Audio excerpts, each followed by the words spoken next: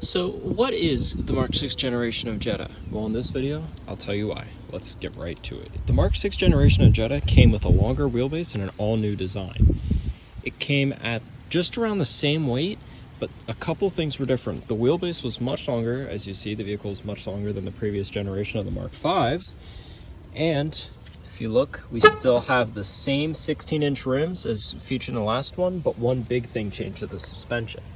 Instead of having a multi-chain link suspension like the last one, you have an independent suspension on these newer generations, unless you were to buy an SEL or GLI trim, which I have a video explaining that.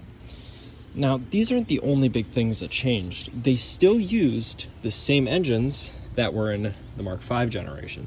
So you have the 2.5s, the 2.0 four cylinders that were naturally aspirated, and they brought a big redesign to the front end here. In this front end, we have an aggressive looking headlight, more aggressive than the last generation, with an aggressive splitter towards the front there to just make this car look a lot sharper and more aggressive. This was meant to appeal to the Americas and came in a lot more cheaper plastic. Redesigned mirrors. As you see, these mirrors are a lot sharper and not as rounded as the last generation. They also came with LED sequential blinkers, super great, and they came with these new pillars. Now, these pillars were all new. The last generations, these were silver, and these were attached to the doors, which they are not this generation. This generation, they are independent part of the vehicle. As you see, they're independent and a part of the vehicle, not actually included. This generation was also the first of its kind to not feature leather. These are leatherette, which is Volkswagen's kind of fake leather. Now, this also came with the downgrade. Let's take a step inside. Of course, you still have your Euro pedals. What would you do if you didn't have your Euro style pedals? I don't know. You're not in a Volkswagen if it doesn't have it. Now,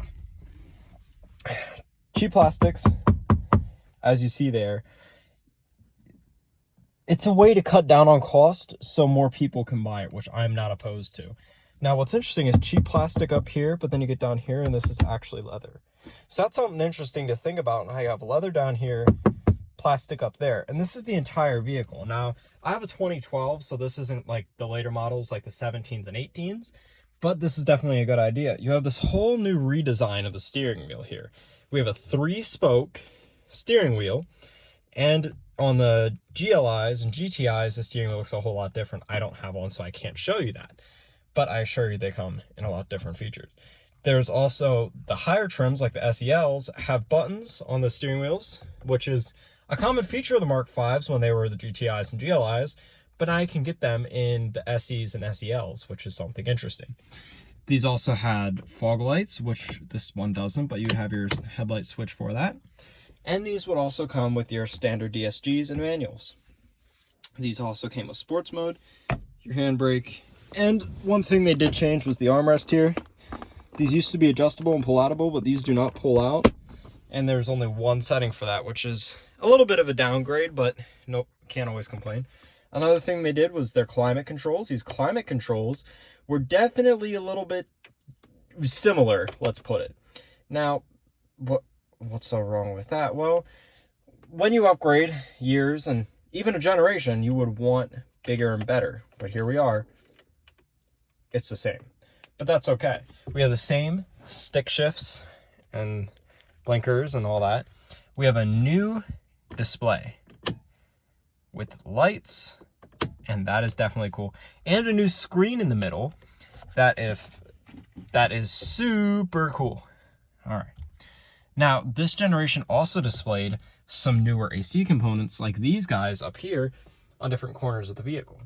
This was all new, same with the design of the vents, which made it look so much more luxury.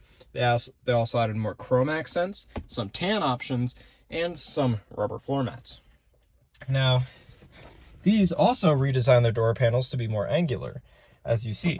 Now, we have a trunk pop there, and if you look, our dashboard is angled. The last generation, it was flat, and now it's angled. So that is something definitely to think about. Now, just like the other generations, you would have your sunroof and all your other lights on there, but not in an SE. Isn't that funny? So It's the same as all the other Mark V's. It's a very basic interior. And you can never complain about that. Because even basic German quality is still impressive. Now a good look at the door panel there. As you can see, it is much curvier than the last generation. As the last generation was very flat, these are sharper and curvier. Have the same seat belts, nothing changed about that. The back row seats stayed exactly the same. On the back here, we got some more options. You have your USB port and you have your lock and unlock for the back seat passengers, just in case they need that. Now, these seats were just the same as the last generation with the speakers in the doors, which is definitely a big plus. And so nothing like that has changed. Now, as we work towards the back, we have a little bit more of a sedan feel. Now, as we see here, you have your badging right there, your 2.5 SE and your tail lights.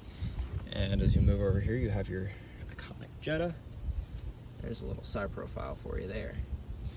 As you see, we have our 2 exhaust tips, just like the other generations. Instead of having a single, we have 2. Now, these aren't dual, and as you can find in all the other generations, you have straight from the manufacturer your German labeling.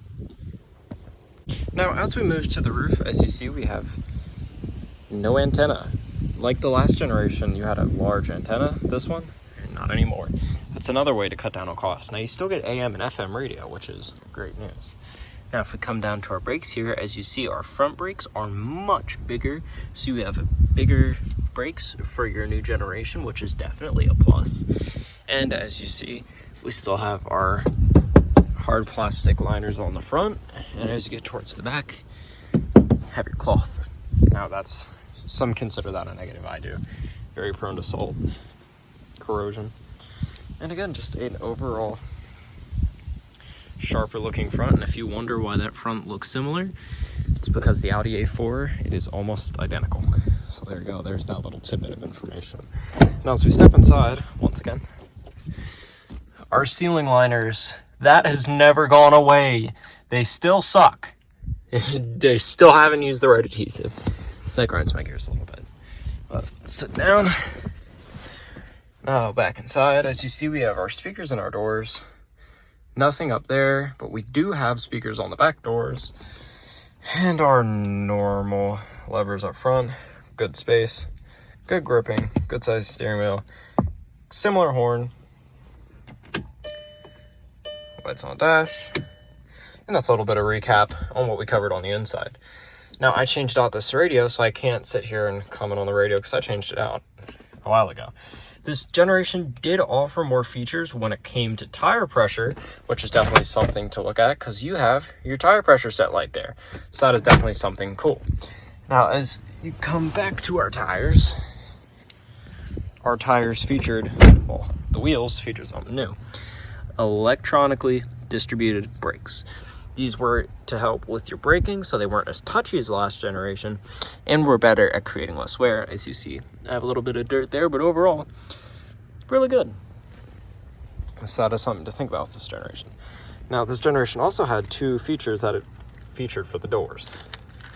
You have your key unlock, which is what this guy is right here, and then you had touchless, which means if you had your key, this would just be an indent, kind of like back here.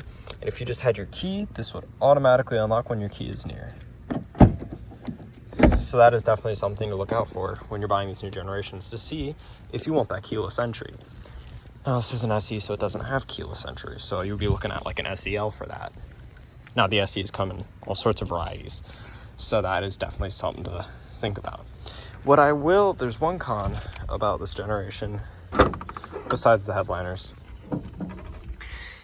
These bare bones, no covers, and one light for the entire trunk. Now, these did come standard with cargo protection, which is great. As you see, as you go underneath, you have your full-size spare. Well, supposedly full-size spare. Always keep one of those for you. Don't get caught with your pants down. Not a good idea. This generation also had reflectors on the backside here, unlike the last generation. And yeah, that is definitely something. Now the fitment for the panels were a little bit different. As you see, they aren't as crisp and clean, and the skirts are a little bit different as well. And now these had the same engines and transmissions that were made in Germany and shipped over to Mexico, but these panels came from Mexico, which some people have discrepancies with. I like my German cars, so to have parts that were fully in Germany really adds to the love for this car. Now the hood, the engine is the same. It's a 2.5 5-cylinder. Really wraps the car up. So I think this will be it for today, guys. Let's get a little bit of a look here. Good angle to go off on. I love you all. Just at 200. Keeping this coming. Love y'all.